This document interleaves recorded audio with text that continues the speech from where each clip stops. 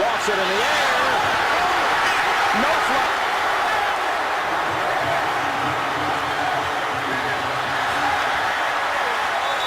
James Bradbury, they're going to say he grabs him.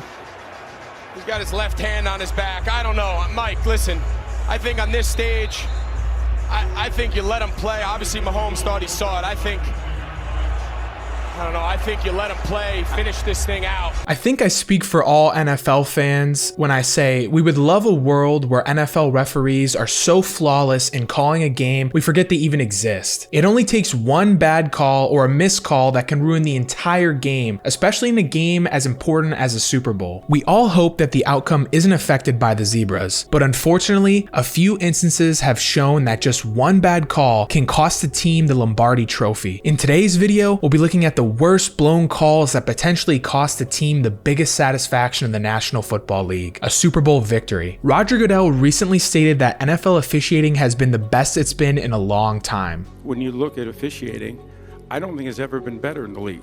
Are there mistakes in the context of that? Yes. They are not perfect, and officiating never will. Time to prove that man wrong. Our first bad call is the most recent. With 1:48 left to play in the fourth quarter of Super Bowl 57, Eagles defensive back James Bradbury was called for holding on this play. In a preseason game, sure, you can call that. In the Super Bowl, where we have a tie game with 1:48 left to play, knowing that this call gives the Chiefs a free first down and essentially wins them the game, please, God, no, never make that call. No, God! If you ask Chiefs fans, they'll say, of course, Juju was held there. If you ask Eagles fans, they'll say, not a chance. You never call that penalty in that spot. One thing's for certain, if that's holding, then you can make that same call on nearly every passing attempt in any NFL game. Sure, there was some contact, but given the situation and the severity of what the call did, give the Chiefs a first down, allowing them to run out the clock to kick a short game-winning field goal, you gotta keep the flag in your pocket on that one. Hit the comments and let me know your thoughts on this. Was it a good call or a bad call? Remember earlier in this video when I played that clip of Roger Goodell stating that officiating has been the best it's been in a long time? Well, our next call happened in Super Bowl 56, Rams vs. Bengals, the Super Bowl before the most recent one, Eagles vs. Chiefs. With 1:47 left in the fourth quarter, the Bengals lead the Rams 20-16. The Rams have the ball and are in a 3rd and goal situation. Cooper Kupp runs a nice in route, and Bengals linebacker Logan Wilson appears to play perfect defense, resulting in a pass deflection, but the refs didn't think so. They flagged Wilson on this play, setting up the Rams with a 1st and goal, which they would obviously later go on to score the go-ahead touchdown. Again, it's a similar situation as our first bad call. In a 1-score game in the Super Bowl, you call that a hold? I get it. It's shocking. A linebacker played seemingly near perfect defense on one of the best wide receivers in the NFL, but you're really going to call that with the game on the line, essentially gifting the Rams a free score? If you're enjoying this video, be sure to give it a like. It might seem like something small, but it's a huge thing and helps this channel grow and get videos like these to more NFL fans. Our next missed call happened in the 2019 Super Bowl, Super Bowl 53. Probably one of the more boring Super Bowls in recent memory due to the elite defenses of both the Los Angeles Rams and New England Patriots. The game was still exciting when it mattered most, and perhaps a missed call propelled the Patriots to victory. On this go route by Brandon Cooks, you'll see Patriots defensive back Stephon Gilmore get away with a blatant holding or pass interference penalty. In real time, it's a little hard to see, but if we slow it down, we can see Gilmore grab and hold Cook's arm a few seconds before the ball even gets there. If this was called, it would have completely changed the momentum of the game and set the Rams up with a fresh set of downs. Even worse for Rams fans, the very next play, Jared Goff threw an interception to Stephon Gilmore, sealing the Patriots' victory. While that missed call would have prevented the Patriots from winning that Super Bowl, our next missed call would have actually won the Patriots a Super Bowl. In Super Bowl 52, Nick Foles and the Cinderella story Philadelphia Eagles took on Tom Brady and the dynastic New England Patriots. It was one of the all-time great Super Bowls, but what if I told you the infamous Philly special shouldn't have counted? Let me explain. According to the NFL rules, a team must have 7 or more players lined up on the line of scrimmage. Take a look at the formation. Alshon Jeffrey is not on the line. From the bottom of the screen, let's count. 1, 2, 3, 4, 5, 6. Where's the 7th? Not on the line, that's for sure. Quarterback Nick Foles, not on the line. Wide receiver Alshon Jeffrey, not on the line. Thus, a missed call for illegal formation, which would have invalidated the Eagles' Philly special touchdown play. This play came on a crucial 4th and goal with 32 seconds left in the second quarter, a huge momentum play, and a dagger to end the first half. Mike Pereira, former VP of officiating for the NFL, even came out after the game and said it shouldn't have counted. He said, quote, "I know the league came out and said it's a judgment call, which it is. The line judge, who was the one that the play was on his side of the field, they felt that it was his judgment and receiver Alshon Jeffrey was close enough. While he wasn't, they lined up wrong." Obviously, there was plenty of game left, which is why this call isn't the most egregious one in the world, but nonetheless, by the letter of the NFL rulebook, it should have been called. The final missed call I'll be covering in today's video happened 10 years ago in Super Bowl 47. An amazing game filled with controversy, mostly due to matters that didn't take place within the game on the field, but due to the power going out for 20 plus minutes. This game was filled with amazing storylines as well. John Harbaugh versus Jim Harbaugh, the brother Super Bowl, Ray Lewis's last game ever, and plenty more. The potentially missed call came on a 4th and goal with the 49ers having possession at the 5-yard line. In my opinion, this call isn't as bad as the previous ones for a few reasons. On this type of route, we always see both the wide receiver and defensive back grab each other while the ball is in the air and fight for position. Also, it wasn't the most accurately placed ball by Kaepernick either, so some could argue it's uncatchable. Honestly, I'm torn on this one. Part of me loves the refs letting them play, especially on this route concept. The other part of me thinks it's a hold on Jimmy Smith. But if they do make that call, the 49ers have 4 chances to score from the 1-yard line, and a touchdown almost certainly seals the win. I just ran through a lot of missed calls in recent Super Bowl history, but I'm sure I missed some. Let me know in the comments which ones I missed. Maybe we'll get a part 2. Also, be sure to subscribe. I'll be posting regular NFL content on this page weekly, and while it may seem like something small to hit the subscribe button, it goes a long way in growing this channel and making a community for NFL fans to get content they love.